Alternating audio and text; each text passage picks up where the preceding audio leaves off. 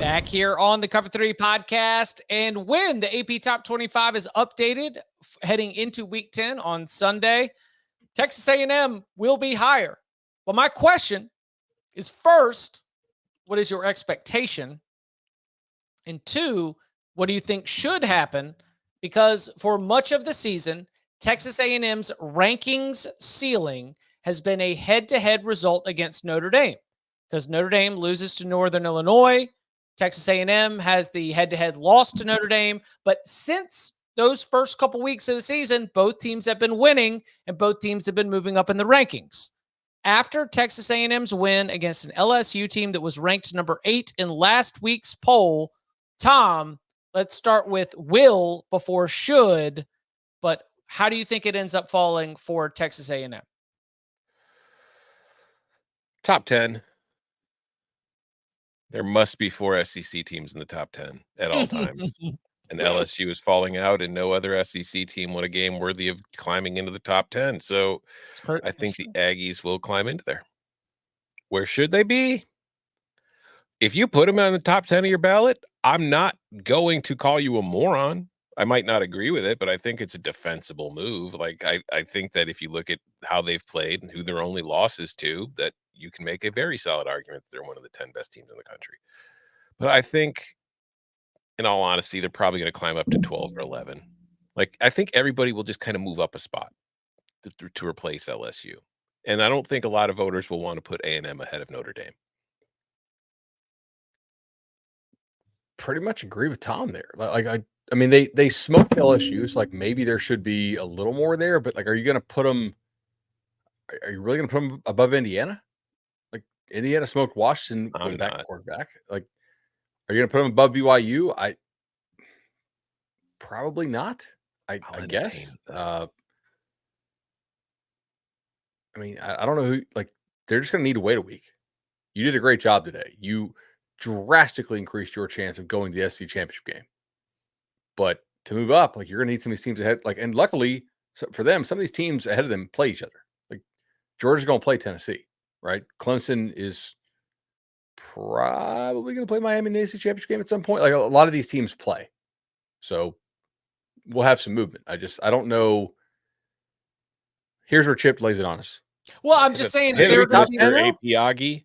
Oh, well, I'm just saying that if the AP voters here in 2024 were disrespectful of the LSU USC week 1 result, as both those teams started to go in opposite directions and completely ignored the head-to-head result, I think that it is very fair to think that they might overreact to what Texas A&M did to LSU to throw them up inside the top 10. I think the fact that Tennessee was off, the fact that Clemson was off, the fact that Iowa State was off creates an if-then scenario where some voters are just going to throw them right on top of all those so that they are among the top 1-loss teams in. Because then let's play the quality loss game, because Tennessee's quality losses to Arkansas, Texas A&M's quality losses to Notre Dame.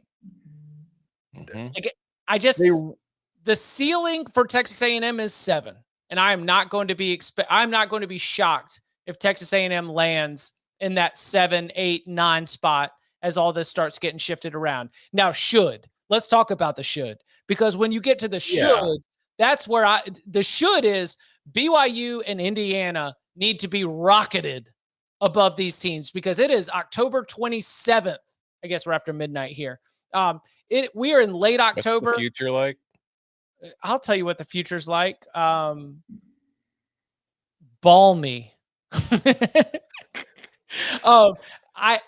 I think that at this point in the season, the fact that you have continued to rack up these wins and not take a loss, it is hard to do this deep in the season. I am on my ballot for the CBS Sports 134.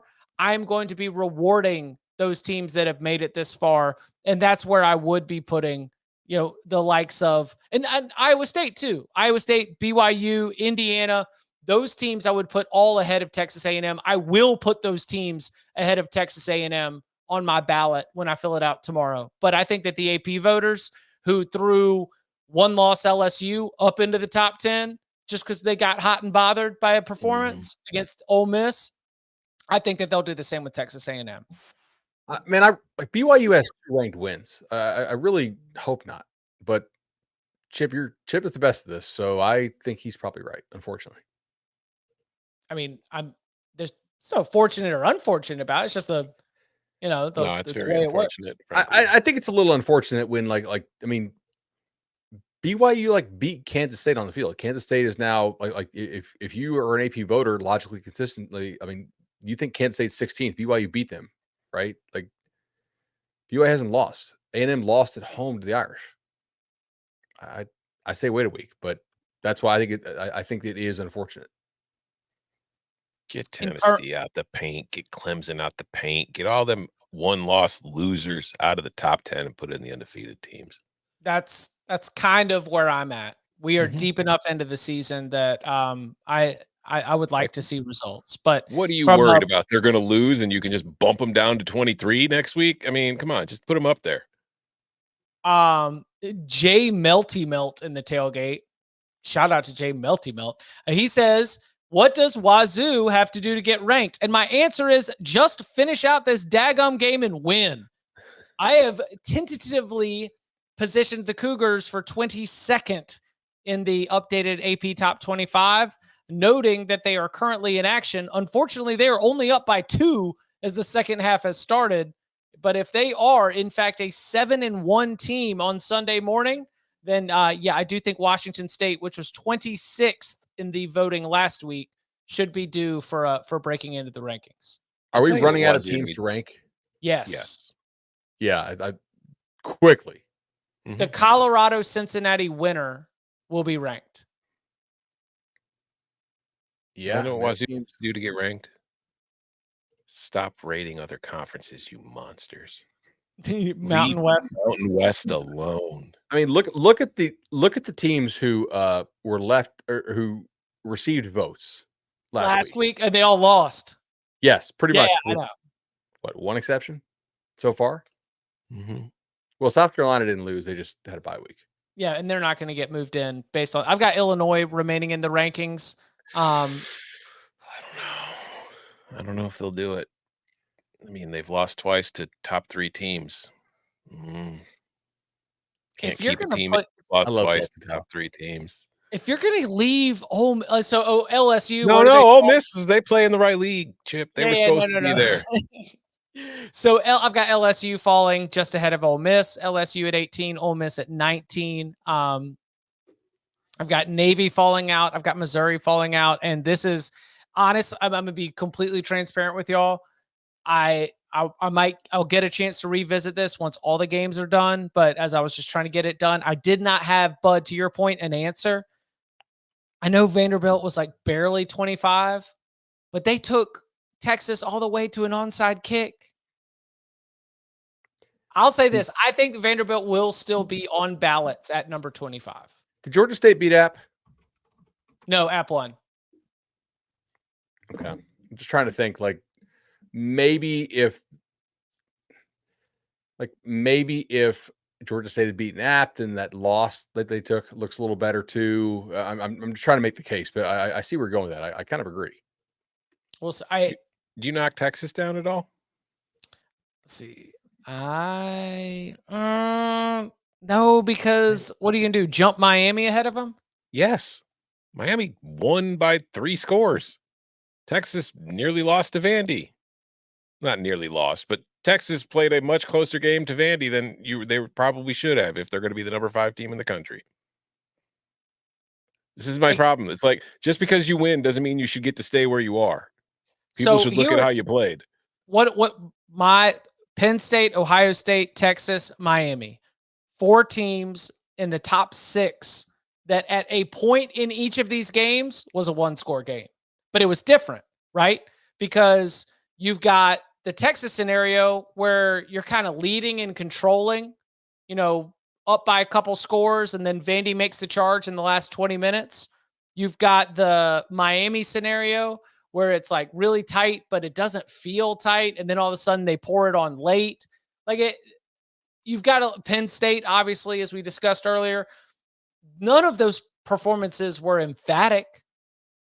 I think poll inertia will leave them mostly in the same spots. Pole inertia. I like that. That'd be a good stripper name. It would actually. No, Cody. We stepped on a chip. Now coming to the stage, inertia. Everybody give a round of applause. All right. Missouri gets bounced, obviously. Yeah, Missouri gets bounced. Navy gets bounced.